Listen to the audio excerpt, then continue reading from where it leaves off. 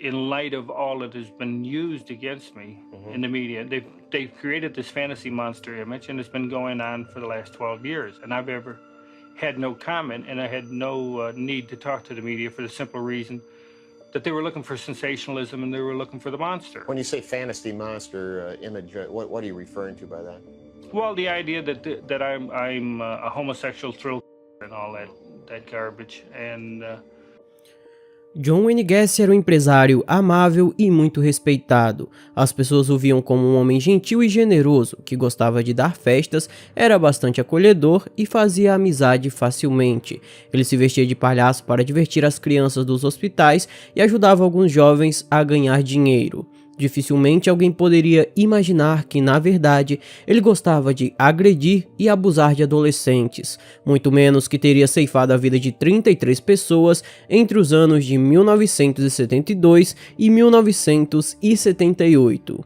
John dormia pacificamente acima de seus troféus, os cadáveres de suas vítimas.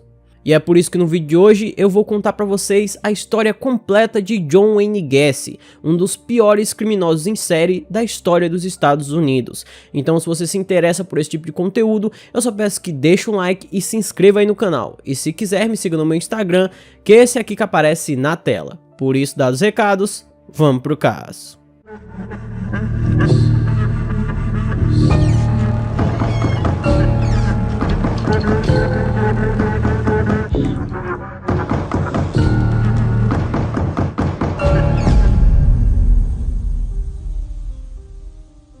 John Wayne Gacy Jr. era filho de Marianne Elaine Robinson, uma mulher de origem dinamarquesa, e John Wayne Gacy, de origem polonesa. Ele nasceu em 1942 no dia de São Patrício, em Chicago, nos Estados Unidos, e tinha uma irmã mais velha chamada Joanne, além de uma irmã mais nova chamada Karen. A família seguia a fé católica e todas as crianças estudaram em colégios particulares. E o John cresceu em um bairro de classe média no norte de Chicago. Ele era membro dos escoteiros e fazia biscates depois da escola, distribuindo jornais e colocando as compras dos clientes nas sacolas no supermercado local. Embora não fosse muito popular na escola, era muito querido por seus professores e tido como um garoto sonhador, muitas vezes teimoso, mas com um futuro promissor. John adorava colocar seu uniforme de escoteiro e fazer atividades ao ar livre no fim de semana. Resumindo, ele teve uma infância normal até certo ponto. Aos 11 anos de idade, o pequeno John estava brincando ao lado de um balanço que estava sendo empurrado por outra criança. O objeto atingiu sua cabeça, causando um pequeno corte. 5 anos depois, ele começou a ter convulsões e desmaios frequentes, e seus pais descobriram que aquela pancada na cabeça havia lhe causado um coágulo no cérebro. Os médicos passaram uma medicação para dissolver aquele coágulo e aos poucos sua vida foi voltando ao normal. Além de seus problemas de saúde, John teve que aturar o caráter duvidoso de seu pai, principalmente em sua adolescência. Se por um lado sua mãe o amava, seu pai era um alcoólatra violento e autoritário, que batia na esposa e gostava de humilhar o filho.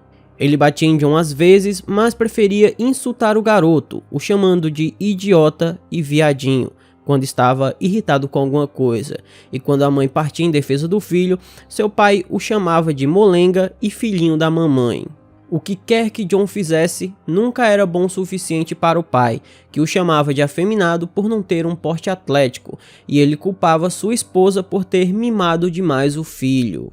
No entanto, John amava muito seu pai e fazia de tudo para ter sua aprovação e carinho. Infelizmente, ele nunca foi capaz de conseguir o amor paterno que tanto queria e lutou ao longo de toda a sua vida contra a falta de confiança causada por causa do desprezo e punição que sofria em sua infância. Com seu psicológico abalado, começou a ter alguns problemas no colégio e, embora tivesse boas notas, resolveu abandonar a escola aos 17 anos, fugindo para Las Vegas, depois de uma terrível discussão com seu pai por causa de um carro. John arranjou um emprego e trabalhava meio período como porteiro em uma funerária e descobriu que os cadáveres não o assustavam como sempre achou. Muito pelo contrário, ele era fascinado pelos corpos. Entretanto, John não conseguiu um emprego que lhe pagasse bem, e após descobrir que sua mãe estava doente, ele ficou desesperado para conseguir o dinheiro suficiente para voltar a Chicago. Não haviam muitos empregos que pagassem bem uma pessoa que não terminou os estudos, então John teve que trabalhar por longos 3 meses até conseguir dinheiro suficiente para poder voltar para a casa da mãe. O tempo que ficou longe foi uma experiência dolorosa demais para ele, e John pediu para sua mãe perguntar se o seu pai o aceitaria de volta. O homem consentiu e no mesmo dia ele voltou a morar com sua família em Chicago. Na mesma semana ele se matriculou na Northwestern University Business School e, apesar de não ter concluído o ensino médio, foi aceito na faculdade, onde aprimorou seu talento natural para vendas. John era um vendedor nato, falava muito bem, era simpático e encantador, capaz de convencer qualquer pessoa a comprar qualquer coisa. Ao terminar os estudos, ele foi imediatamente contratado pela empresa Nunn Bush Shoe e destacou-se como estagiário, e aos 22 anos foi convidado para administrar uma loja de roupas masculinas em Springfield, no Illinois. Longe de casa e livre da influência negativa de seu pai, John sobe na hierarquia da empresa, ganhando assim autoconfiança e desenvolvendo ainda mais seu talento natural para persuasão. Considerado um fanfarrão por alguns de seus colegas, era constantemente chamado de mentiroso e bajulador, e foi nessa época que ele começou a ganhar peso e percebeu que isso não era uma barreira para seu sucesso, como seu pai tanto havia lhe falado. Além de trabalhar duro, John era envolvido em várias organizações, como o Conselho Interclubes Católico, o Departamento da Defesa Civil Federal de Illinois e a Defesa Civil de Chicago, a Rolling Name Society, uma irmandade masculina de oração, e a JACES, United States Junior Chamber, uma organização de desenvolvimento pessoal e cívico. Ele levou muito a sério a sua participação em todas essas organizações e dedicava todo o seu tempo livre a elas. As pessoas que conheciam John o consideravam um homem agradável, porém muito ambicioso, que buscava de todas as formas consolidar seu nome no mercado local. Realmente, ele queria ser alguém muito importante, seja por capricho ou apenas para mostrar ao seu pai que ele era capaz. Para se ter uma ideia, o John trabalhava tanto que chegou em um momento que ele foi internado por exaustão. Em setembro de 1964, ele conheceu Marilyn Myers, cujos pais possuíam franquias de muitos restaurantes renomados em Iowa, e eles foram apresentados durante um almoço de negócios. Logo se apaixonaram e se casaram no verão de 1965. Fred Myers, seu sogro, ofereceu a direção de uma das suas franquias mais lucrativas. Na verdade, Fred achava que John era um charlatão, mas como sua filha o amava, era isso que importava. Em algumas semanas após o casamento, o casal se mudou para Iowa, e inicialmente John trabalhava cerca de 14 horas por dia para dar conta do serviço, mas ao contrário do que muitas pessoas podem pensar, ele estava extremamente feliz e entusiasmado com isso. Ele tentava entender tudo sobre seu trabalho e sempre se dedicava fazendo o seu melhor, porque seu objetivo era assumir todas as franquias dos restaurantes do seu sogro, assim que ele se aposentasse. Nos finais de semana, John ainda arrumava tempo para se envolver em várias causas comunitárias e era voluntário em diversas ações sociais. Com isso, rapidamente se tornou muito popular em sua comunidade e era querido por todos à sua volta. Ele estava sempre trabalhando e se dedicava ao máximo em tudo que fazia. Além disso, em Iowa também tinha uma sede da JACES e ele acabou concorrendo ao cargo de presidente da organização. Mesmo com tudo isso, John encontrava tempo para se dedicar à esposa, e Marilyn deu à luz a um menino e depois uma menina. A família Gacy era um verdadeiro cartão postal de uma família feliz, tipicamente americana. Eles eram donos de uma bela casa nos arredores de Waterloo e tinham 2 lindos filhos. Marilyn adorava cuidar das crianças e John estava feliz com seu trabalho. Tudo parecia bom demais. E de fato, tudo era bom demais para ser verdade.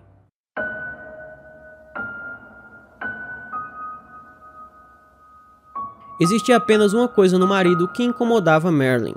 Ele adorava a polícia, uniformes e veículos de emergência. Às vezes, ele chegava a dirigir em alta velocidade fingindo que estava em uma perseguição imaginária. E John também gostava que as pessoas pensassem que ele tinha algum tipo de influência dentro da polícia. Ele até conhecia alguns oficiais, pois dava algumas cortesias do restaurante apenas para conversar com eles. Era uma espécie de fetiche. De acordo com alguns de seus amigos, John constantemente se gabava de suas proezas sexuais com as mulheres e nunca demonstrava o menor afeto em público por sua esposa. Mais tarde, ele admitiria ter tido sua primeira experiência homossexual em uma bebedeira após o nascimento de seu filho. John também era membro da Waterloo Traders Patrol, uma força de segurança cooperativa, cujos membros monitoravam seus próprios negócios durante a noite para evitar roubos. Funcionários do restaurante que John dirigia participaram de uma dessas patrulhas com ele, e certa noite invadiram vários edifícios, roubaram peças de carro e dinheiro de máquinas de venda automática. O perigo fascinava John. Inclusive, frequentemente ele abusava de seus funcionários mais jovens. Enquanto a sociedade o via como um homem bom e dedicado às causas sociais, os seus funcionários conheciam o seu pior lado. John montou uma espécie de clube no porão de sua casa, onde seus empregados adolescentes podiam jogar sinuca e beber, em troca de um pagamento mensal. John até forçou vários dos meninos a possuí-lo sexualmente, quando perdiam uma partida de sinuca. Em seguida, os intimidava, coagia ou mesmo conseguia convencê-los de que estava apenas conduzindo experimentos científicos para uma comissão estadual sobre comportamento sexual. Foi no verão de 1967 que John levou um jovem de 16 anos para sua casa para assistir filmes, jogar sinuca e beber. Sua esposa, a essa altura, estava no hospital após ter dado à luz ao seu segundo filho. Quando o rapaz se recusou a ter uma intimidade com John, ele atacou o garoto cortando seu braço com uma faca. John rapidamente se desculpou e insistiu para que o garoto ficasse ali com ele. E após ser muito manipulado, o garoto concordou que ficaria ali assistindo alguns filmes enquanto o John se tocava em sua frente. Depois de um tempo, John disse que queria fazer um truque de mágica e para isso precisaria algemá-lo. O garoto obviamente resistiu e John ficou com raiva, começando a estrangulá-lo. O jovem então fingiu desmaiar e John o soltou. Depois disso, o garoto começou a chorar dizendo que queria apenas ir embora, e John conseguiu convencê-lo a não prestar queixa e o deixou na casa de seus pais. Pouco tempo depois, no restaurante, John amarrou um de seus jovens funcionários, Edward Lynch, e o estrangulou até deixá-lo inconsciente. Depois disso, abusou do jovem. Lynch foi demitido pouco depois e procurou a polícia, e John obviamente alegou que Lynch queria vingança por ter sido demitido. A polícia acreditou nele e o caso não foi adiante. Em agosto de 1967, John Gacy agrediu outro de seus funcionários, chamado Donald Voorhees, de 15 anos. O jovem foi forçado a tocar em suas partes íntimas depois do trabalho, e com medo, o garoto fez como foi mandado. E depois, John pagou para que ele permanecesse em silêncio, mas alguns dias depois, abusou novamente do rapaz. Em dezembro daquele ano, John Wayne Gacy se tornou o vice-presidente da Jaycees e foi nomeado o Homem do Ano. Enquanto isso, Donald continuava sofrendo os abusos de seu patrão, totalmente deprimido e sem conseguir dizer nada a ninguém. Entretanto, alguns rumores começaram a se espalhar dentro da Jaycees, dizendo que o John tinha uma preferência muito pervertida, que ele constantemente era visto com adolescentes e certamente era homossexual e dormia com os funcionários de seus restaurantes. Mesmo assim, os amigos de John continuavam sem acreditar nesses rumores, pelo menos até 1968, quando esses rumores se revelaram verdadeiros. Durante a primavera de 1968, Donald Voorhees, incapaz de suportar as agressões do patrão por mais tempo, reclamou com seus pais. O pai do jovem então procurou imediatamente a polícia de Waterloo, que deu início a uma investigação. Em 2 de maio de 1968, John Wayne Gacy foi submetido a um teste no detector de mentiras. Ele dizia que nunca havia feito nada com o jovem e o examinador disse à polícia que ele estava mentindo. Porém, Gacy continuou a negar qualquer culpa. Já no dia 10 de maio daquele mesmo ano, ele foi acusado de sodomia. Já em julho, foi colocado novamente no detector de mentiras, com o mesmo resultado, até que admitiu ter tido relações do mesmo sexo com Donald, mas alegou que o adolescente estava consentindo e que ele havia pago por isso. John alegou que alguns membros da Jaycees estavam o prejudicando para impedi-lo de concorrer à presidência da organização. Muitos de seus amigos acreditaram nisso e o julgamento aconteceu de forma muito sigilosa. Poucas pessoas da cidade ficaram sabendo daquele ocorrido. Entretanto, no início de setembro daquele ano, John Wayne Gacy foi acusado de pagar um jovem chamado Russell para agredir Donald. Ele teria dado $300 para esse jovem para que ele intimidasse o rapaz. John Wayne Gacy teria dado $300 para Russell alugar um carro, e no dia 30 de agosto de 1968, o jovem encontrou Donald na rua e o persuadiu a entrar em seu veículo, seguindo em direção à floresta. Chegando lá, Russell começou a bater em Donald, mas o jovem se defendeu e conseguiu escapar.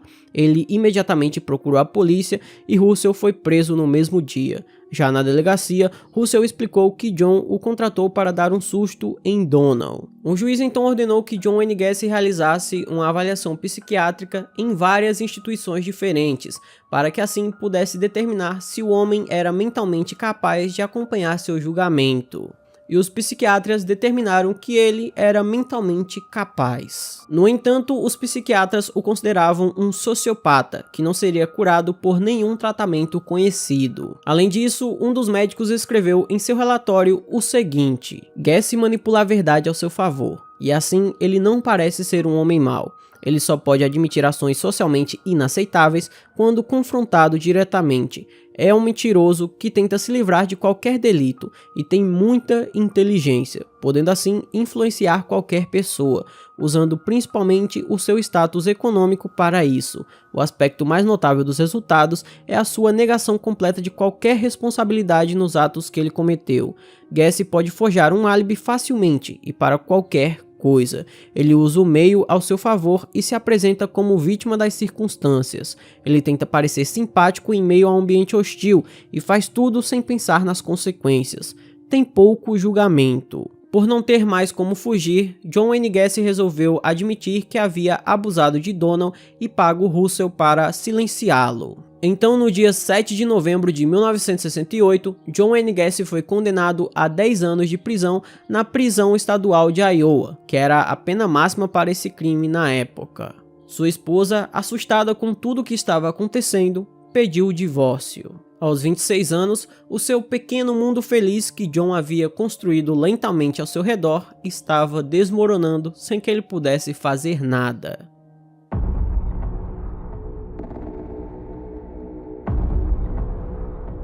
Na prisão, Gacy aceitou todas as regras, obedecia aos guardas e não procurava problemas. Ele era um prisioneiro modelo, trabalhador e respeitado por todos os presos, pois entendia que se não fosse violento e obedecesse, teria mais chances de ser solto por bom comportamento. Ele explicou aos outros presidiários que havia sido condenado por exibir filmes pornográficos para adolescentes e expressava o seu desprezo por homossexuais, com tanta frequência que seus companheiros de prisão ficaram convencidos de que sua prisão foi resultado de uma bebedeira que acabou mal. Depois de um tempo, John Wayne Gacy foi convocado para trabalhar na cozinha do presídio e aceitou aquele trabalho com muito entusiasmo. Ele era sempre elogiado por sua limpeza que beirava a obsessão e também por sua grande habilidade como cozinheiro. Durante as festas de Natal, o John Wayne Gacy se fantasiava de Papai Noel e ele também realizou alguns cursos de nível superior dentro da prisão. Em março de 1970, ele foi submetido a outra avaliação psiquiátrica. Um dos médicos da prisão alegou que ele tinha uma personalidade passivo-agressiva e recomendou sua liberdade condicional, acrescentando que a probabilidade de ele ser acusado novamente e condenado por conduta antissocial parece pequena. Já outro psiquiatra discordou do primeiro, dizendo que John Wayne Gacy era um predador que apresentava um grande risco à sociedade. Entretanto, a comissão de libertação resolveu escutar o primeiro psiquiatra. Depois de apenas 21 meses na prisão, as esperanças de Gacy se tornaram realidade. Ele foi liberado para cumprir o resto da pena em liberdade condicional, sem nem mesmo cumprir um quarto de sua sentença. Então, em 18 de outubro de 1970, Gacy saiu da prisão e, ao contrário do que havia garantido a seus amigos em Waterloo, acabou voltando para Chicago para cuidar de sua mãe doente. Gacy decidiu começar uma nova vida. Ele não deixava ninguém saber nada sobre sua vida passada e pretendia reconstruir tudo o que perdeu, voltando a ocupar um lugar de destaque na comunidade. Mas suas ambições foram prejudicadas por um período de depressão devido à morte de seu pai. Gacy lamentou não poder vê-lo uma última vez, porque ele havia morrido no Natal antes de ser libertado da prisão, e sentiu que sua última chance de melhorar seu relacionamento com o homem que ele amava profundamente, apesar de seu comportamento violento e abusivo, tinha sido tirada dele. Gacy então foi morar com sua mãe graças a um amigo seu, que lhe conseguiu um emprego como cozinheiro em um restaurante em Chicago, emprego esse que Gacy gostava muito. Esse restaurante era frequentado por muitos políticos e policiais, e Gacy tentou através deles conseguir o direito de visitar seus filhos, porém sua ex-mulher nunca respondeu às suas cartas. Louco de raiva por causa disso, Gacy disse que para ele os três estavam mortos e nunca mais queria vê-los. Nessa época ele começou um romance com uma garçonete do restaurante onde trabalhava, mas não durou muito e rapidamente voltou suas atenções para homens jovens e bonitos. Em novembro de 1970, ele levou um de seus amantes, um jovem de 20 anos, ao apartamento de sua mãe, sem que ela soubesse. Após 4 meses, como tudo estava indo bem no restaurante, Gacy conseguiu comprar uma casa no subúrbio de Chicago, com a ajuda de sua mãe, que estava impressionada com os esforços e avanços de seu filho para voltar a ter uma vida normal. Gacy era dono de metade da casa, localizada na 8213 West Summerdale Avenue em Northwood Park, e sua mãe, que foi morar com ele, era dona da outra metade. A casa era um chalé no estilo dos anos 50 e ficava em uma área tranquila onde moravam muitas famílias. Gacy rapidamente fez amizade com seus vizinhos, Edward e Lily Grexia, que viviam no bairro desde que ele foi construído. As duas famílias se davam muito bem e frequentemente o Gacy e sua mãe se encontravam com o casal Grexia para conversarem, beber e jogar pôquer. Entretanto, o casal não sabia nada sobre o passado criminoso de John Wayne Gacy. Seus vizinhos achavam que ele era um homem gentil, bom e caridoso. Entretanto, pensavam que ele buscava um status social que nunca iria conseguir alcançar. De volta a Chicago, Gacy acabou caindo na tentação e seus impulsos violentos voltaram outra vez. Os bares homossexuais estavam bem estabelecidos e os garotos de programa aceitavam sair com qualquer um, desde que pagassem bem. Esses garotos, em sua maioria, eram adolescentes que fugiam de casa ou eram jovens sem teto que chegavam aos montes na cidade em busca de novas oportunidades, que, sem saber para onde ir, aceitavam facilmente a ajuda de um bom homem. No dia 12 de fevereiro de 1971, Gacy acabou sendo acusado de agressão. Ele levou para casa um adolescente que encontrou na rodoviária e tentou forçá-lo a ter relações. No entanto, ele não foi condenado e todas as acusações foram retiradas, pois o menino não compareceu à sua audiência preliminar. Ninguém verificou o registro criminal de Gacy na época e, portanto, ninguém informou as autoridades de Iowa sobre a prisão dele e silenciosamente encerrou sua liberdade condicional. Já em maio de 1971, Gacy encontrou Carol Hoff, uma mulher divorciada e mãe de 2 meninas, que ele conhecia desde sua adolescência. Os dois até haviam namorado durante a faculdade e, nessa época, voltaram a namorar. A partir desse ponto, o reinado de sangue de John Wayne Gacy, o palhaço assassino, começou. Ele tirou a vida de sua primeira vítima 3 meses após o fim de sua liberdade condicional, em 1º de janeiro de 1972. John disse que levaria sua mãe para casa por volta da meia-noite, após uma comemoração na casa dos vizinhos na véspera de Ano Novo, mas ela recusou, preferindo ficar um pouco mais. Irritado, ele saiu sozinho e dirigiu até Chicago em busca de uma companhia. Lá, conheceu um jovem sem teto de 18 anos na rodoviária e o levou para casa. Eles beberam um pouco e tiveram relações íntimas. Por algum motivo, entraram em uma discussão verbal seguida de agressão física, provavelmente por divergências com relação ao preço do programa, e Gacy acabou o esfaqueando. Em seguida, enterrou o corpo do jovem no chão de sua própria casa. Depois disso, Gacy passou um bom tempo sem tirar nenhuma outra vida. Entretanto, no dia 22 de junho de 1972, ele acabou sendo preso por má conduta sexual. Isso aconteceu após um jovem de 24 anos dizer que o John Wayne Gacy o havia forçado a entrar em seu carro dizendo que era um policial e disse que só o soltaria se os dois tivessem uma relação íntima. John então levou o jovem até um prédio na Northbrook e lá ele tentou ter uma relação com o rapaz, que se negou e foi violentamente agredido. Gacy explicou à polícia que o jovem o havia ameaçado e que ele estava tentando extorquir dinheiro dele e que levou cerca de $100. Quando os policiais revistaram o jovem, encontraram o dinheiro e as acusações acabaram sendo retiradas. Já em julho de 1972, Gacy se casou com Carole Hoff, depois que sua mãe se mudou para outra casa. Ele seduziu essa mulher, tornando-a emocionalmente vulnerável.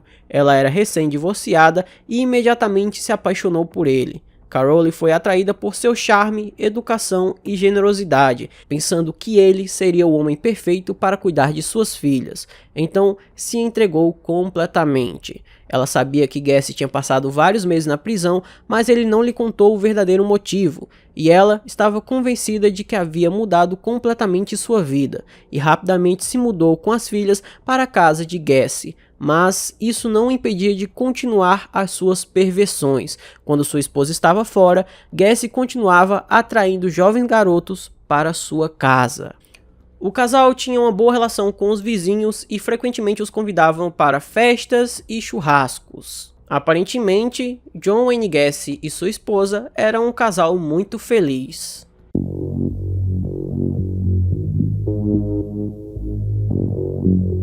Entretanto, durante uma noite, os vizinhos estavam na casa de Gacy e notaram que no local havia um forte cheiro, um cheiro muito ruim que impregnava todo o ambiente. Lily Grexia, a vizinha, incentivou John Wayne Gacy a olhar embaixo das tábuas da casa, dizendo que provavelmente havia um rato morto por ali, mas o homem disse que certamente era mofo e não quis olhar de forma alguma. Mas sabemos que, na verdade, havia um cadáver humano no local.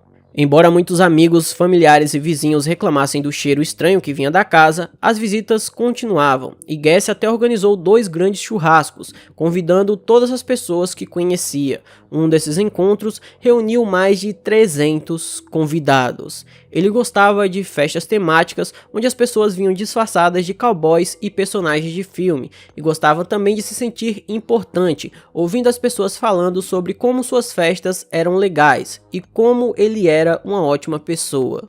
Como John Wayne Gacy era um homem muito ambicioso, no ano de 1974, ele decidiu que seria seu próprio patrão. Então, o homem abriu sua própria empresa. Ele abriu uma empresa especializada em pintura, decoração e manutenção, chamada Painting, Decoration and Maintenance, e contratou, é claro, vários adolescentes. Gacy explicou aos amigos que preferia trabalhar com os jovens porque podia pagar menos e, portanto, aumentar sua margem de lucro. Ele era um homem muito mesquinho que não pagava seus funcionários em dia, além de ficar muito tempo supervisionando o serviço. Gacy era um cara tão perfeccionista que muitas pessoas acabavam desistindo de trabalhar com ele. Ele também tinha uma má reputação não só com seus funcionários, mas também com seus amigos e clientes, por nem sempre falar a verdade. Gacy relatava em conversas informais que tinha servido ao exército, às vezes falava que foi um policial que se aposentou após levar um tiro e se gabava de quase tudo o que fazia, inventando histórias mirabolantes como, por exemplo, que fez um curso superior em design de interiores. Mas ninguém o levava a sério, e muitos riam de suas histórias, como se estivesse contando uma piada. A essa altura, John ainda pensava que iria alcançar seus sonhos de glória e fortuna. Ansioso por fama, sucesso e atenção, o homem resolveu entrar na política, achando que assim conseguiria fazer seu nome dentro da alta sociedade. Devido a isso, resolveu voltar a fazer atividades comunitárias e serviços voluntários. Seduzindo as pessoas com seu talento natural para persuadir os outros, foi ganhando novamente a confiança da comunidade e rapidamente chamou a atenção de Robert Matwick, o líder do Partido Democrata da cidade. Gacy e seus jovens funcionários se ofereceram para limpar a sede do partido de graça. Algum tempo depois, ele impressionou Matwick ainda mais ao se disfarçar de palhaço Pogo, para divertir as crianças dos hospitais locais, sempre de forma voluntária, ou seja, sem cobrar nada. Sem saber da ficha criminal de Gacy e impressionado com sua aparente generosidade, Matwick o nomeou à Comissão do Serviço Público de Iluminação, e em 1975, Gacy deu um passo adiante e se tornou o tesoureiro do Partido Democrata. Em seu tempo participando das reuniões partidárias, Gacy continuava seduzindo e abusando de seus funcionários, porém tudo o que acontecia era varrido para debaixo do tapete por causa de sua grande influência.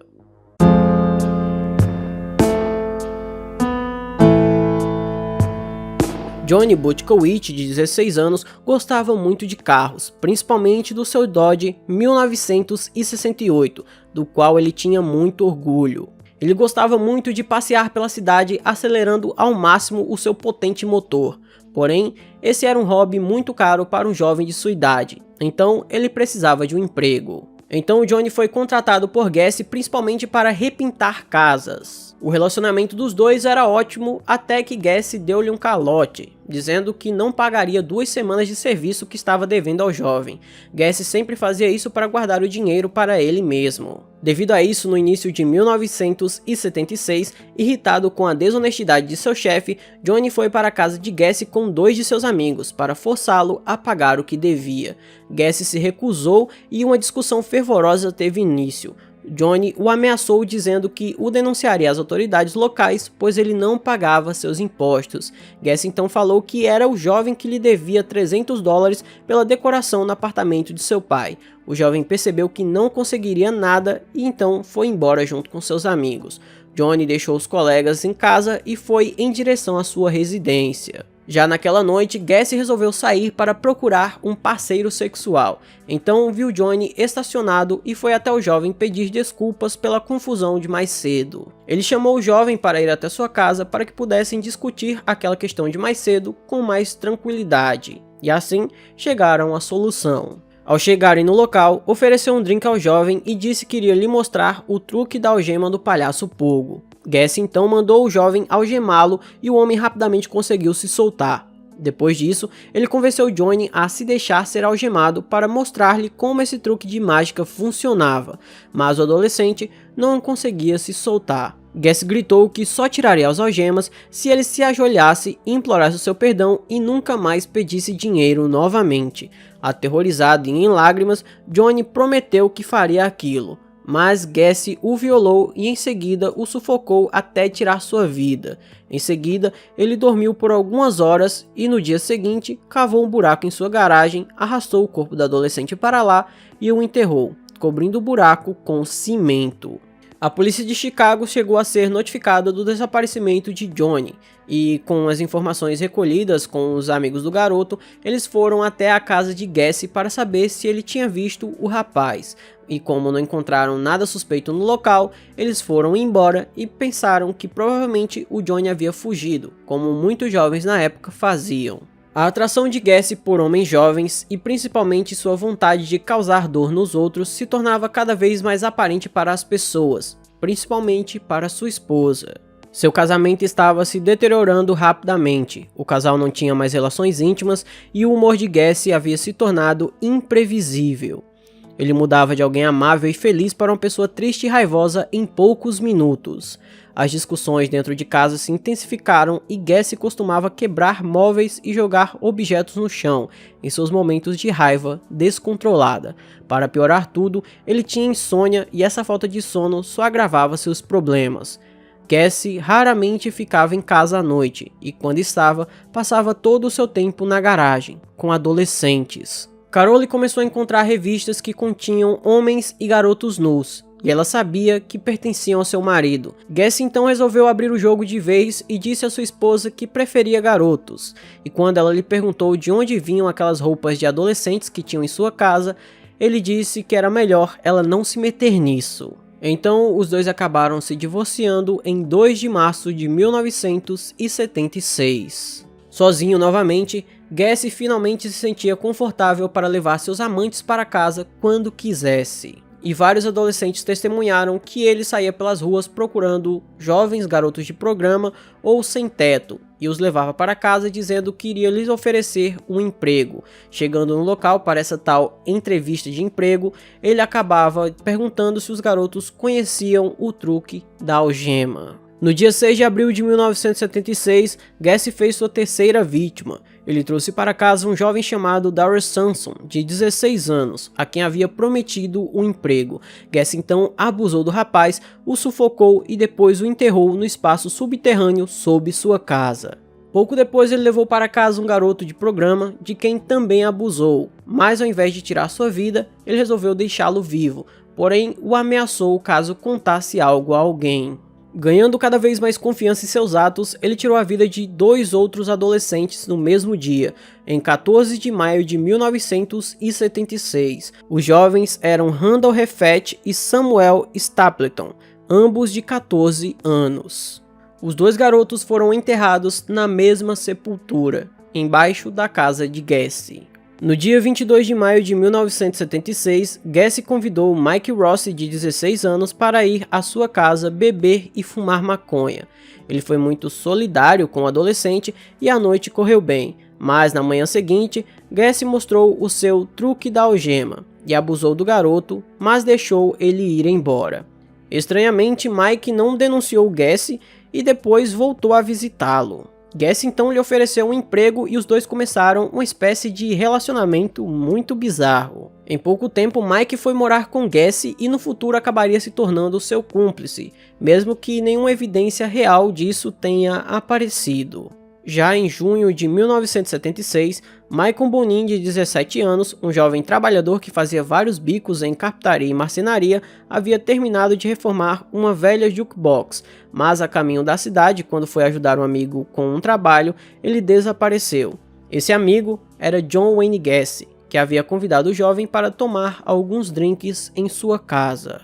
Por sua vez, William Carroll Jr., conhecido como Billy, sempre foi um jovem problemático. Para se ter uma ideia, quando tinha apenas 9 anos de idade foi mandado para um reformatório por roubar uma carteira, e aos 11 anos foi preso por assalto à mão armada.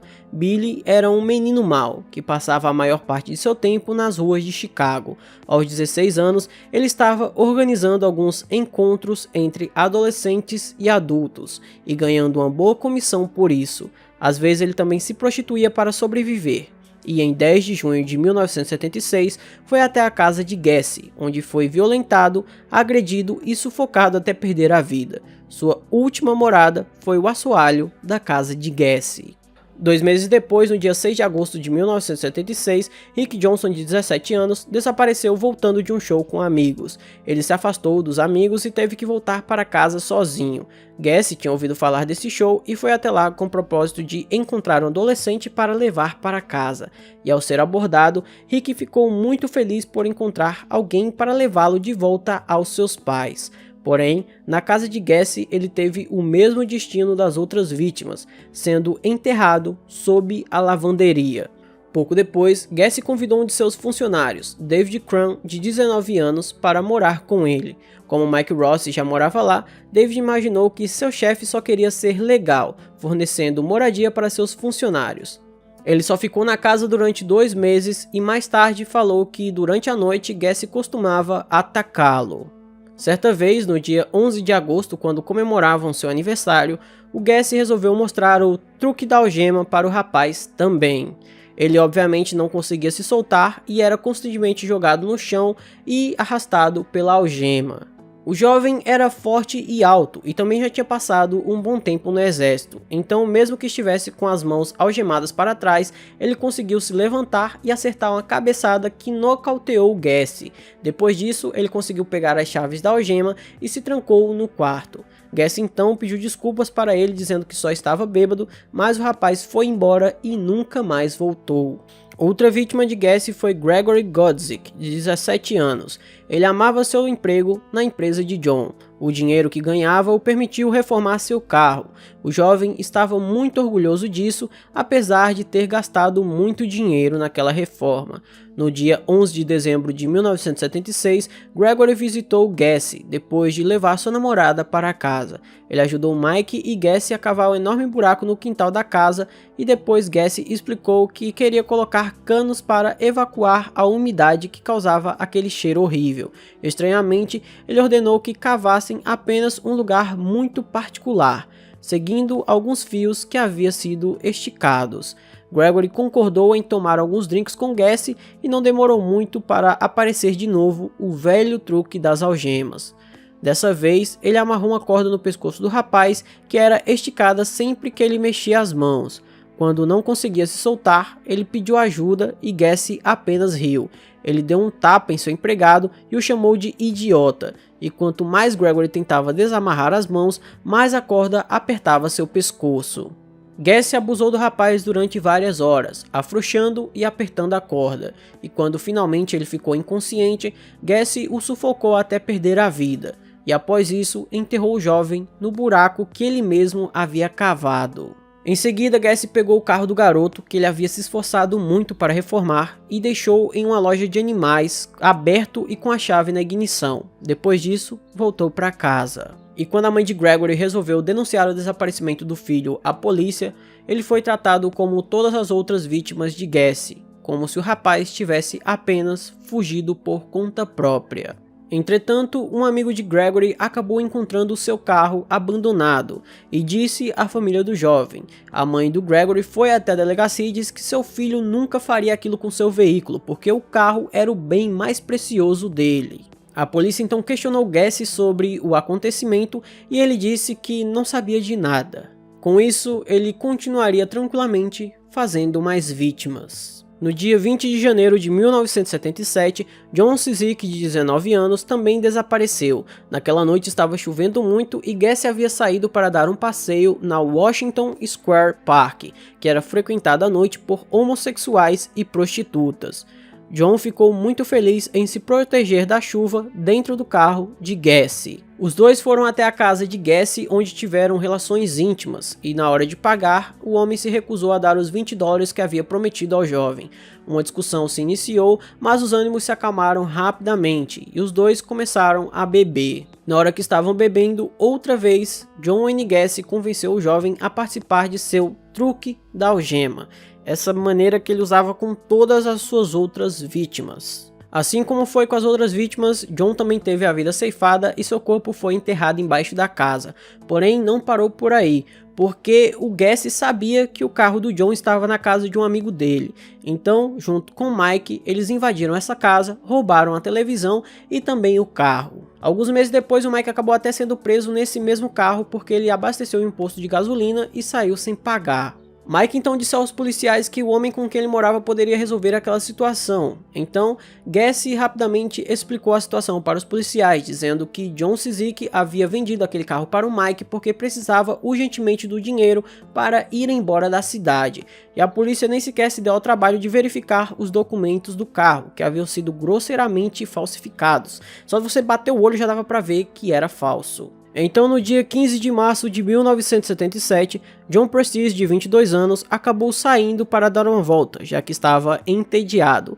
Nessa volta, ele encontrou John Wayne Gacy e aceitou seu convite para ir até sua casa. Depois disso, ele nunca mais foi visto.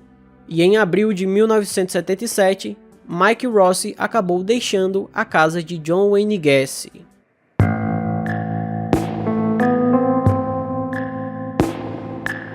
Pouco depois, Gacy foi indicado para participar de uma eleição pelo Partido Democrata, porém sua carreira política mal começou e ele já se meteu em problemas. Rumores começaram a se espalhar sobre seu interesse em garotos, e um desses rumores falava sobre um jovem de 16 anos chamado Tony Antolucci, que o acusava de abuso.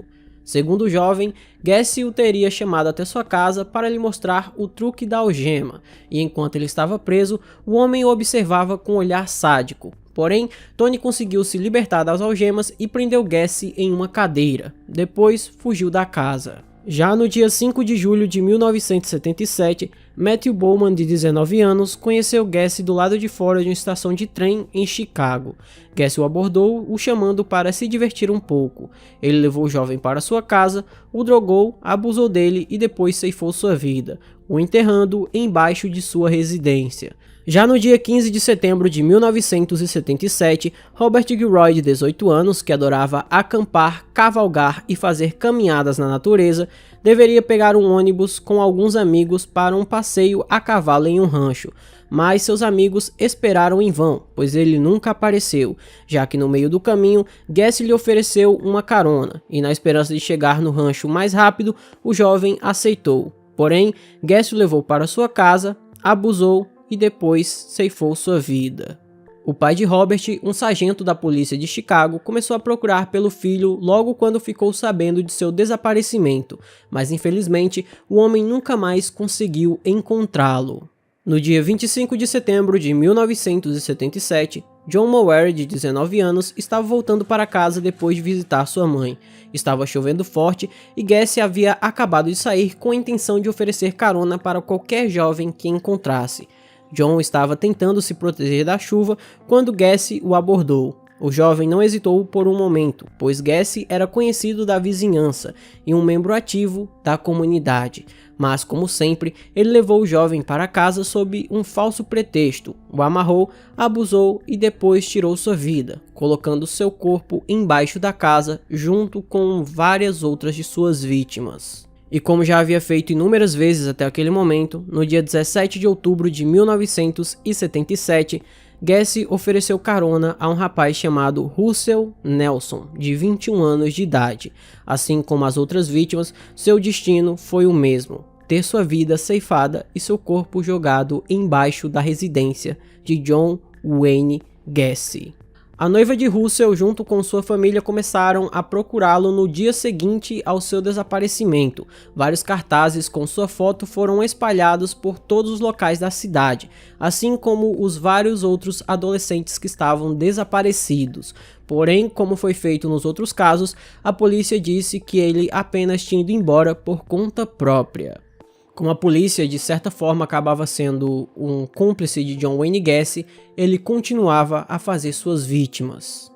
No dia 11 de novembro daquele ano, Robert Wint, de 16 anos, fugiu da casa de seus pais em Kalamazoo, no Michigan, e ele conheceu um homem bom que se ofereceu para ajudá-lo. Esse homem era Gacy, e o destino de Robert, acho que a essa altura, vocês já sabem. Apenas uma semana depois, no dia 18 de novembro daquele mesmo ano, Tommy Balin, de 22 anos, se tornou a 17ª vítima de John Wayne Gacy. E em 9 de dezembro de 1977, David Tasman, de 19 anos, que estava a caminho de um concerto, se tornou mais uma das vítimas de Gacy. Logo depois disso, John Wayne Gacy acabou descobrindo que tinha sífilis, uma infecção na pele que é transmitida de pessoa para pessoa, principalmente através do sexo. No ano de 1978, John Wayne Gacy conheceu Rosalind Carter, esposa do presidente Jimmy Carter, e foi fotografado apertando sua mão. Ela então autografou uma das fotos e Gacy a pendurou com destaque em seu escritório. Ele a guardou como seu tesouro mais precioso. A mulher não fazia a menor ideia de quem ela havia apertado a mão. Tudo aconteceu de forma casual porque estavam em um desfile, mas isso acabaria gerando muitos problemas para ela quando Gacy fosse descoberto. Em janeiro de 1978, John Wayne Gacy foi preso mais uma vez e levado até a delegacia de polícia de Chicago. Um garoto de programa de 19 anos chamado Robert Donnell prestou queixa contra ele. Donnell disse que foi para a casa de Gacy depois de fazerem um programa, mas o que realmente aconteceu lá estava muito além do acordo combinado.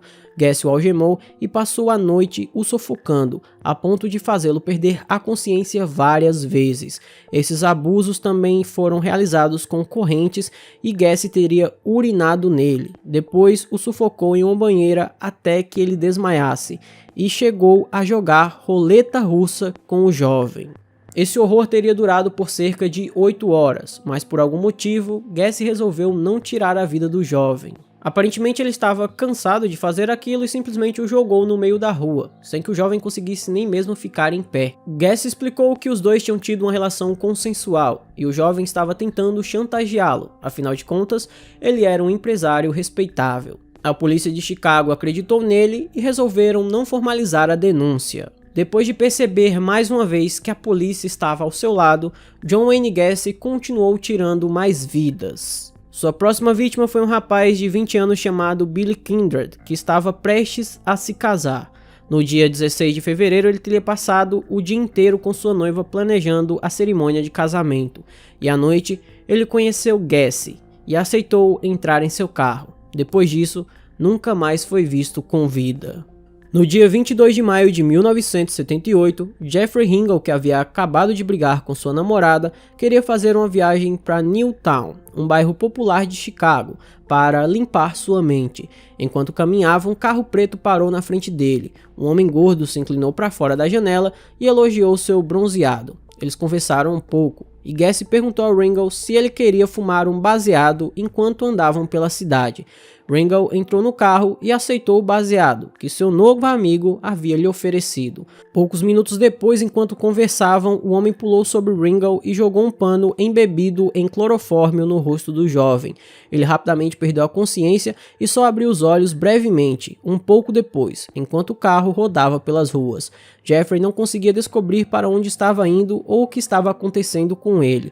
O homem percebeu que ele estava acordado e o colocou para dormir novamente com o clorofórmio. Quando Jeffrey recobrou a consciência, ele percebeu que estava na sala de uma casa, onde tinha um quadro de um palhaço pendurado. Sua cabeça e suas mãos estavam amarradas. Quando observou melhor o ambiente, ele percebeu que seu agressor estava nu em sua frente, e Gacy segurava 2 dildos e disse que queria usá-los nele. Naquela noite, Jeffrey foi violado de todas as maneiras por horas a fio. Na manhã seguinte, Jeffrey acordou e estava ao lado da estátua em Lincoln Park, Chicago.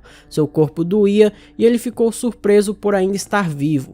Ele se arrastou até o apartamento da namorada, que o levou ao hospital, onde ficou 6 dias internado. Jeffrey estava em péssimas condições, sua pele estava queimada, suas partes íntimas estavam dilaceradas e seu fígado teve um dano permanente devido ao clorofórmio. Mas o pior de tudo era o trauma emocional que o jovem havia sofrido. Ele fez uma denúncia à polícia, mas os policiais não conseguiam achar quem fez aquilo com ele, já que Jeffrey não lembrava de praticamente nada do que havia acontecido naquela noite. Determinado a encontrar seu agressor, Jeffrey passou vários dias visitando a rodovia onde havia pego carona com o homem que fez tudo aquilo com ele. Depois de horas esperando no local, Jeffrey viu o carro do homem que havia abusado dele. Ele o seguiu e descobriu que aquele carro pertencia a John Wayne Gacy. Então foi até a polícia e prestou uma queixa. De maneira inacreditável, a polícia de Chicago disse que não haviam evidências contra Gacy e acabaram deixando o caso de lado, sem nenhuma investigação. Indignado com isso, Jeffrey recorreu a um advogado e ele conseguiu processar John Wayne Gacy. Porém, o homem reagiu rapidamente e disse que, na verdade, foi Jeffrey que tentou atacá-lo e não o contrário. Por causa do caso de Jeffrey, a polícia resolveu perguntar a Gacy por que ele mudava de funcionários com tanta frequência, e quando questionado sobre isso, ele disse que muitos dos jovens haviam ido para o sul, ou simplesmente seus contratos haviam acabado, porque ele sempre fazia contratos de curto prazo. Como o homem empregava muitos adolescentes, os desaparecimentos deles acabavam passando despercebidos. Além disso, o homem também atacava muitos jovens que viviam em situação de rua, por isso nenhuma pessoa procurava por eles.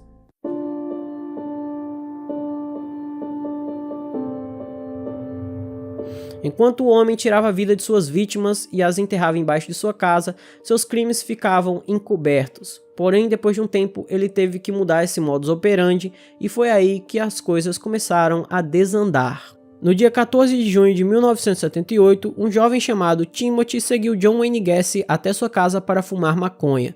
Ele acabou sendo mais uma de suas vítimas. Porém, Gacy não tinha mais espaço para esconder o corpo embaixo de sua casa, e o cheiro de podre estava se tornando realmente insuportável. Então, Gacy o envolveu em um lençol e jogou seu corpo de uma ponte sobre o rio Dalles Plains. Já no dia 4 de novembro foi a vez de Frank Wayne Landing, conhecido como Dale, um jovem de 19 anos. Ele acabou conhecendo o truque do palhaço Pogo e desapareceu. Gacy também jogou seu corpo no rio Des Plaines. No final de novembro de 1978, foi a vez de um jovem chamado James Mazara, de 20 anos, ir procurar Gacy. Ele estava desabrigado e sabia que Gacy às vezes dava hospedagem aos jovens que trabalhavam com ele. Eu acho que a coisa mais inacreditável em toda essa história é que a polícia de Chicago, uma grande cidade, não foi capaz de parar um criminoso em série com mais de 30 vítimas. Porém, os policiais de uma cidade vizinha, até pequena, conseguiram pará-lo. No dia 11 de dezembro de 1978, Robert Piest, de 15 anos, desapareceu em frente à farmácia onde trabalhava. Ele estava trabalhando no local após as aulas para comprar um carro. O jovem vivia em Des Plaines, era o caçula de uma família de 3 filhos, aluno modelo, ginasta excepcional e um excelente filho. Naquele dia, o dia de seu aniversário, sua mãe foi buscá-lo. Enquanto ela esperava dentro da farmácia, Robert disse que voltaria assim que terminasse de falar com um homem que ofereceu um trabalho para ele, onde o jovem ganharia melhor. O jovem saiu, mas não voltou, e sua mãe começou a se preocupar. Com o marido e os outros filhos, a senhora Piest procurou Robert por toda a vizinhança, mas não o encontrou. 3 horas depois, ela ligou para a polícia de Des Plaines, e o tenente Joseph Kozenczak rapidamente percebeu que Robert Piest não havia fugido e começou uma investigação. O tenente rapidamente recebeu a informação de que o homem com quem Robert havia entrado em contato era John Wayne Gacy, um empresário de Chicago que tinha 36 anos de idade. O tenente resolveu olhar a ficha criminal de John Wayne Gacy e descobriu que o homem já havia sido preso no ano de 1968 em Iowa, e também que ele era constantemente acusado de outros crimes. Para o tenente, não tinha cabimento uma pessoa dessa ainda estar solta sem nenhuma supervisão. O tenente então foi até a casa de John Wayne Gacy e, quando perguntado, Gacy disse que não sabia nada sobre esse tal de Robert e nunca o havia visto. O tenente ficou muito surpreso que Gacy resolveu dizer que não conhecia o jovem, uma vez que várias pessoas tinham visto os dois juntos.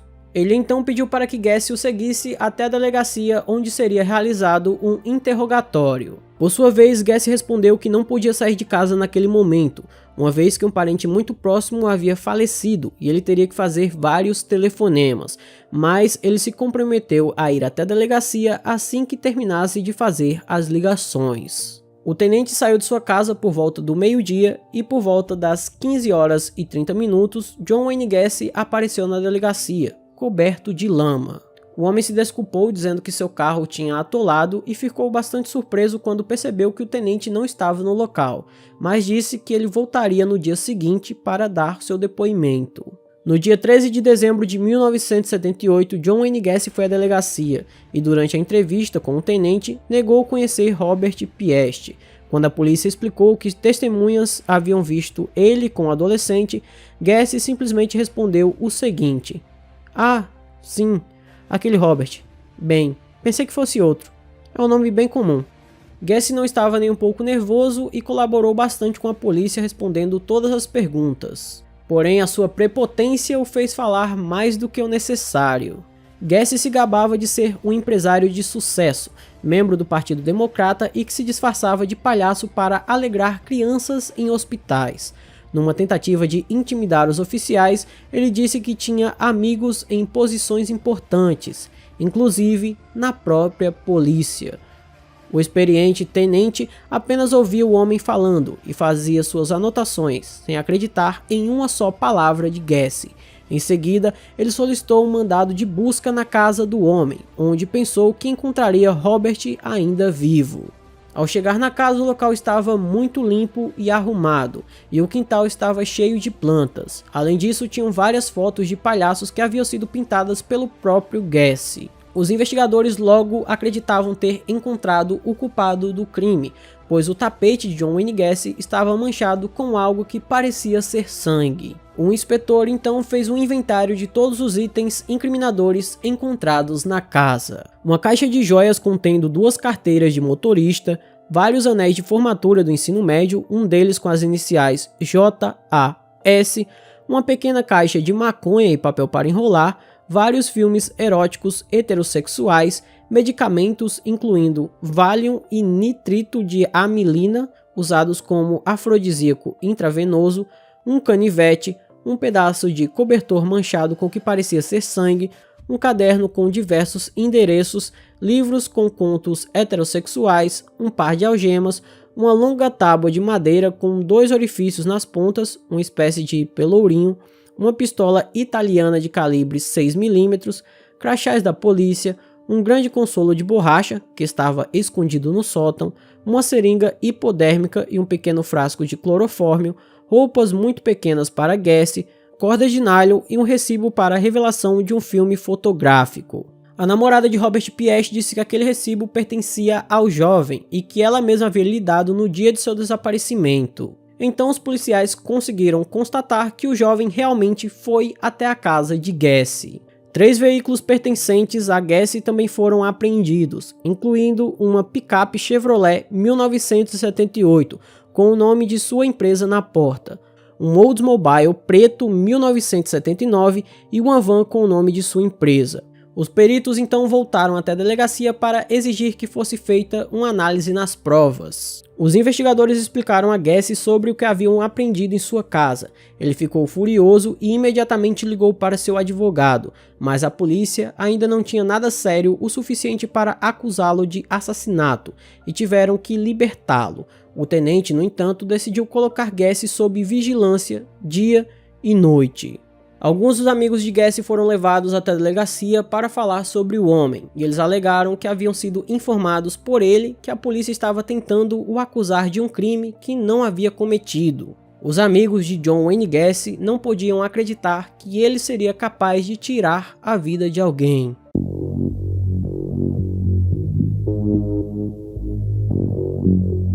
O homem passou a ser vigiado de perto e os policiais se desdobraram em diversos turnos durante a noite e o dia. Inicialmente, ele parecia desafiar a polícia, garantindo aos que o seguiam que seus superiores eram tolos e até os convidava para almoçar. A rotina dele parecia normal e chamou os policiais para ajudá-lo a pendurar as decorações de Natal em sua casa. Obviamente que os policiais nunca interagiram com ele. Mas com o passar dos dias, Gacy começou a perder a paciência. Ele começou a beber muito, parou de se barbear e gritava com seus funcionários. Ele contratou 2 advogados e apresentou uma queixa de assédio contra a polícia de Chicago. Uma semana após o desaparecimento de Robert Piest, John Wayne Gacy estava por um fio. Com a barba por fazer e sem dormir há dias, ele observava constantemente os policiais que o seguiam. Certo dia, Gacy os convidou para tomar um café em sua casa, e um dos policiais, muito experiente, aceitou o convite para saber até onde o homem seria capaz de ir. Gacy tentou saber o rumo das investigações e tentou persuadi-los de sua inocência, mas o agente Schultz imediatamente percebeu o odor nauseante que permeava a atmosfera daquela casa. Sim, era o odor de um cadáver, foi o que ele pensou. Quando a polícia havia ido na casa de Gacy na semana anterior, estava frio, por isso o cheiro não estava tão forte assim, mas agora que estava quente, o odor era insuportável. Obviamente que o agente contou ao tenente sobre aquilo que havia descoberto. Nesse meio tempo, a análise dos itens encontrados na residência de Gacy mostrou que todas aquelas coisas foram identificadas como pertencentes a dezenas de jovens diferentes, e o tenente levantou a hipótese de que Gacy poderia ter feito mais de uma vítima. Então, em 21 de dezembro, o tenente decidiu prendê-lo por porte de maconha e uma medicação sem prescrição médica. Os vizinhos de Gacy ficaram chocados ao saber daquela notícia, e no dia anterior à sua prisão, quase que de maneira histérica, Gacy confessou a um amigo que havia sim tirado a vida de um adolescente, porém, segundo ele, teria sido um acidente. A polícia levou Gacy para sua casa e disseram que iriam revistar tudo até encontrarem um corpo. Se necessário, iriam olhar até embaixo do chão. Gacy começou a chorar e desabafou. Soluçando descontroladamente, ele afirmou ter enterrado um ex-amante em sua casa, dizendo que foi em legítima defesa. Totalmente transtornado, o monstro de 104 quilos e quase 1,80 m de altura literalmente caiu de cara no chão na frente da polícia.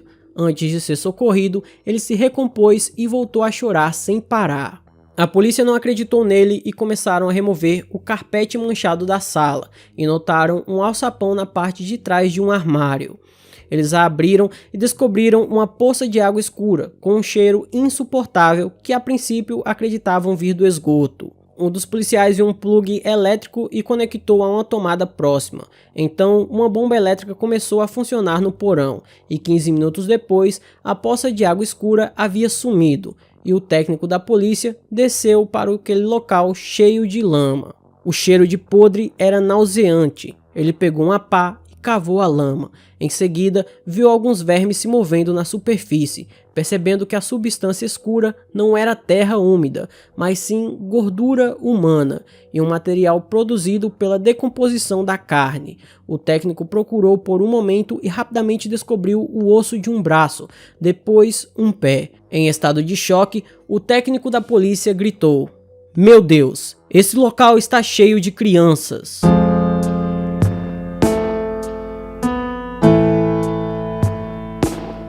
Rapidamente, vizinhos e curiosos começaram a se reunir em frente à casa de John Wayne Gacy. Todos o consideravam um bom homem e não conseguiam acreditar que aquilo realmente estava acontecendo. Gacy era muito cuidadoso e atencioso com seus vizinhos, gostava de limpar o quintal deles, raramente bebia e não usava drogas. Era um conservador acima de qualquer suspeita.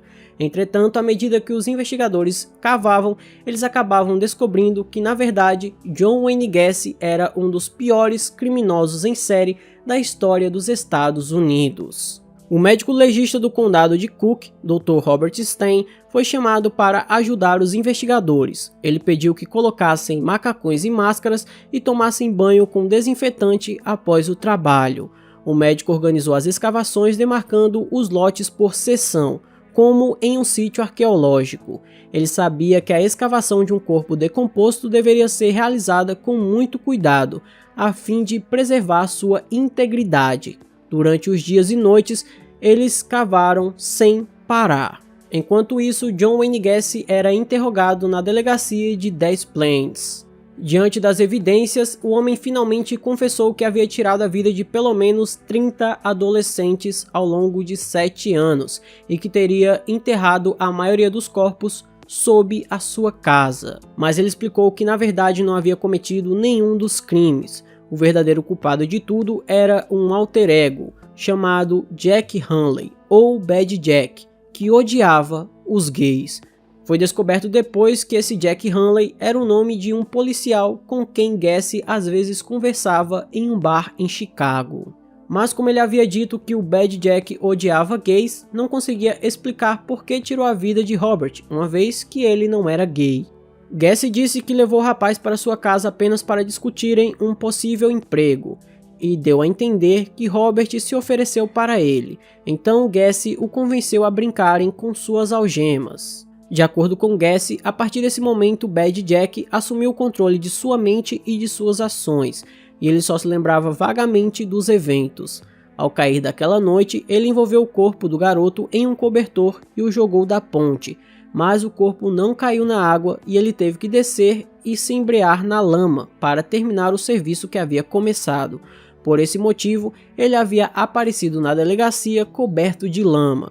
O homem afirmou que a maioria de suas vítimas haviam sido enterradas, porém a polícia estava tendo muita dificuldade para encontrar os corpos. Então, John Wayne Gacy desenhou uma espécie de triângulo e demarcou mais ou menos onde tinha enterrado suas vítimas, mostrando que era mais de 30. O mapa que o homem desenhou acabou sendo muito preciso e ajudou muito a encontrar os corpos. Muitos deles estavam exatamente embaixo da casa. Gacy era perfeccionista em tudo que fazia, e ele enterrou os corpos de forma que pudesse aproveitar todo o espaço disponível embaixo de sua casa. Ele também teria jogado cal e ácido clorídrico várias vezes nos corpos, na esperança de diminuir o cheiro de podre.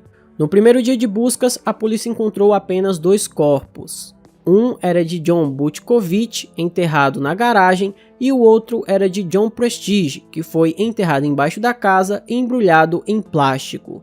No dia seguinte, mais 3 corpos foram descobertos. Dia após dia, os investigadores desenterravam novos cadáveres. Algumas das vítimas foram encontradas com as roupas íntimas enfiadas na garganta.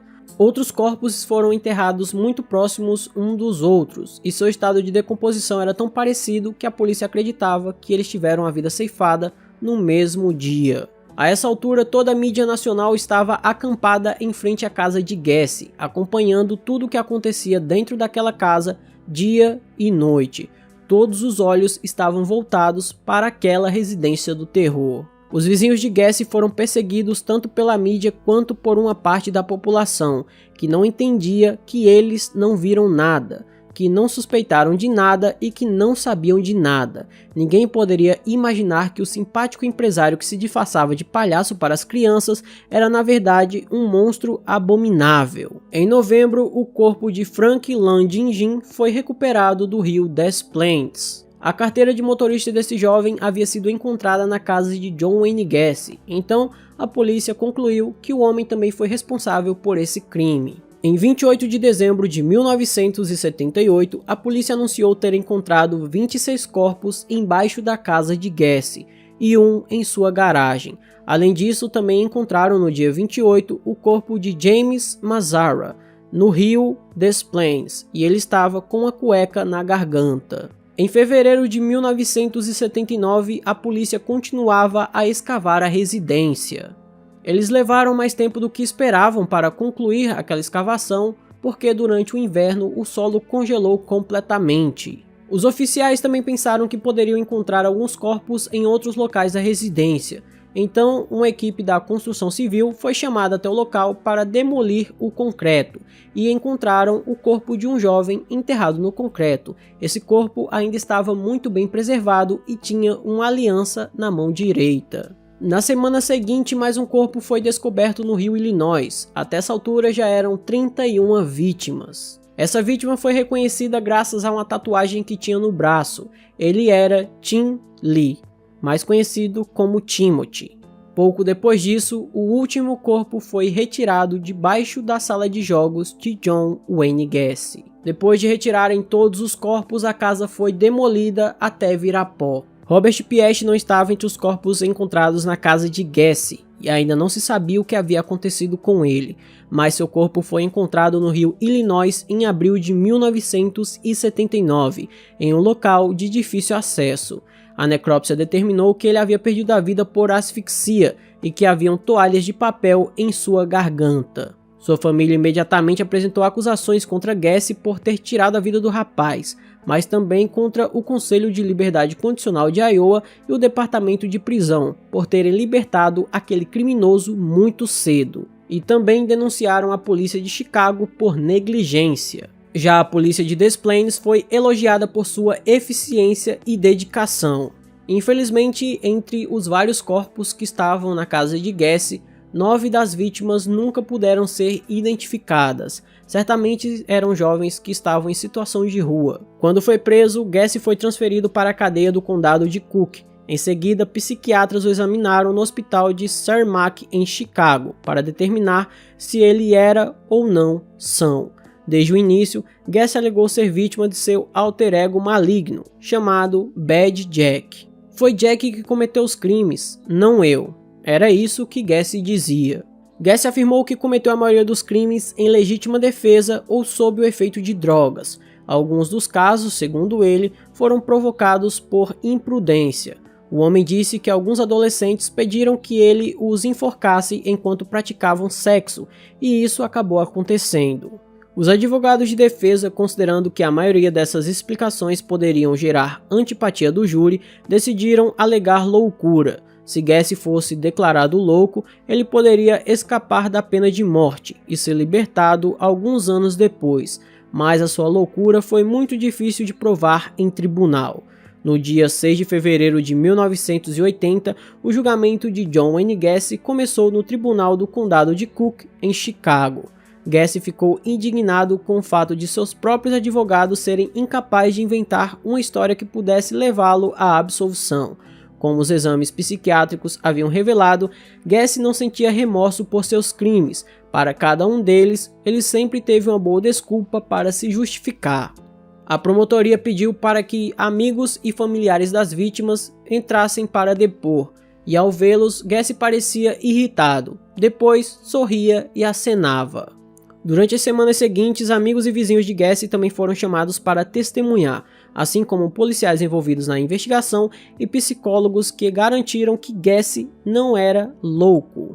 Os dois adolescentes que moraram com Gacy, David Crum e Michael Rossi, explicaram como, seguindo as instruções de Gacy, eles cavaram buracos na casa que deveriam ser usados para passar canos e não enterrar corpos. No dia 24 de fevereiro daquele ano, a defesa apelou e, para surpresa de todos, chamaram alguns familiares do homem para depor. Sua mãe explicou que o pai de Gacy havia abusado dele em várias ocasiões, e a irmã de Gacy disse que o pai menosprezava seu irmão. Em uma tentativa de alegar insanidade se usando do seu passado muito triste, uma nova avaliação foi realizada em John Wayne Gacy. Os psiquiatras que avaliaram John Wayne Gacy concluíram o seguinte: nos últimos 15 anos, ele demonstrou um transtorno de personalidade múltipla, que inclui características obsessivas, compulsivas, antissociais, narcisistas e maníacas. Sua homossexualidade enrustida o tornou cada vez mais sádico. Ele tinha a necessidade em dominar, se mostrar superior e subjugar todos ao seu redor. Seu caráter cada vez mais egocêntrico e convicção de que jamais seria apreendido graças à sua inteligência torna completamente racional pelos seus atos. Nos argumentos finais, a defesa e a acusação novamente entraram em uma discussão. Gacy era um esquizofrênico ou apenas um homem manipulador? As opiniões dos psiquiatras também entravam em conflito, afinal, Gacy tinha personalidade múltipla, mas ao mesmo tempo estava totalmente ciente de seus atos. Isso não fazia muito sentido. Após 5 semanas de julgamento, os jurados se retiraram para deliberar. Eles levaram apenas 2 horas para voltar com um veredito. John Wayne Gacy não era louco. Ele era, portanto, culpado de todos os seus atos. Então, no dia 13 de março de 1980, ele foi condenado à pena de morte. Em uma entrevista dada por telefone algumas horas antes da execução de John Wayne Gacy, o homem se gabou para o repórter que o estava entrevistando, dizendo que vários livros tinham sido escritos sobre ele, além de especiais de TV e um filme no cinema. Além disso, também teve uma peça, 5 canções e mais de 5.000 artigos. Era óbvio que o homem estava extremamente orgulhoso disso. O homem recebia cartas diariamente, principalmente de mulheres que queriam se casar com ele. Segundo a polícia, mais de 50 pessoas estavam em sua lista de visitas na prisão, e a maioria eram mulheres. E por mais absurdo que isso possa parecer, em 1986, Gacy se casou pela 3ª vez com uma das muitas mulheres que lhe escreveram e o visitaram na cadeia. Durante seus 14 anos no corredor da morte, John Wayne Gacy pintou vários quadros. Seu tema favorito eram retratos de palhaços. Após sua morte, algumas de suas pinturas foram vendidas por cerca de $20.000 em um leilão, gerando indignação nas famílias das vítimas e nas autoridades. Uma curiosidade é que o comprador dessas obras as queimou logo após comprá-las. Mesmo na prisão, Gacy nunca admitiu seus crimes, e nos anos que passou no corredor da morte, alegava sempre inocência. O homem também nunca admitiu sua homossexualidade, porque se fizesse isso, ele estaria praticamente dizendo que seu pai estava certo. John Wayne Gacy foi executado por injeção letal no dia 10 de maio de 1994, e ele foi nojento até o fim. Suas últimas palavras foram: "Beije minha bunda." I have a lot of things that I've forgotten that I can't remember. For instance, I can go back to my childhood and stuff and I still remember that, but yet I can go into the 70s and there are a lot of things I can't remember. The same thing with the victims. I've looked at all of, I don't know if you notice here, we got pictures of every one of the victims here, and believe it or not, for the last 12 years I've studied these photos of the victims. And when you look over at the photos, I have no recollection of any of them. Never met them. They're just names and faces. And when you look at them, Então esse foi o vídeo de hoje, espero imensamente que vocês tenham gostado da forma como eu narro os casos e nunca do que essas pessoas fazem. Eu quero agradecer do fundo do meu coração a todos vocês que chegaram aqui no final desse vídeo e principalmente ao Daniel do canal Paralelo Metafórico por ter me enviado esse roteiro maravilhoso. Então, se você gostou, eu só peço que deixe um like, se inscreva no canal, mande para todos os seus amigos, me siga nas minhas redes sociais que estão aqui na descrição do vídeo. Por hoje é só, até a próxima e tchau!